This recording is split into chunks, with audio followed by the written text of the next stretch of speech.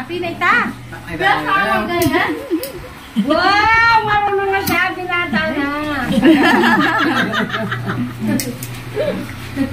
Oo, Beshiwap, tamang nakikita ninyo. Nagiinuman kami at first time nga magtimpla ng aking pinsan ng gin bilog. At syempre, hindi magpapatalo ang pambato ng aking kainuman. Ito ang kanyang anak. So, dalagang-dalagang available yan, syempre. Syempre, hindi rin magpapatalo ang asawa ng aking pinsan. Ayan nga siya, nagmekos-mekos na siya dyan, mga pinsan. O, syempre, pakikitok sa inyong aking mga kainuman. Ayan nga si Ate Jendy at si Ate Tina. And of course, si Ate Raquel yung nagtitipla kanina ng mekos-mekos.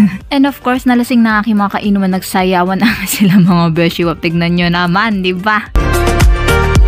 Syempre, hindi lang dyan. Nakipagsayawan pa ako dito sa Masantol. Ayan nga sila, Beshiwap. Nagsi-party-party na ang lahat. And of course, kasama ko ang aking mga tropa pips sa Masantol. Hello, shoutout sa inyo mga guys! Of course, Beshiwap, meet Tita Maureen, ang pinaka-sexy mommy sa lahat at napakaganda pa, Beshiwap. Makikita niyo siya sa Masantol. Pambati yan ng Masantol. After nun, Beshiwap, umuwi na ako, nagmekos-mekos na ako mag-drive. And guys, don't forget to subscribe on my YouTube channel, Katie's Vlogs, FB page, Katie's Vlogs. Also, don't forget to follow me on TikTok, Katie's Vlogs. Also, follow niyo na rin ako sa Instagram ko, Katie's Vlogs. Yan lang mga Beshiwap. Thank you for watching. More drinks pa this year. Charis.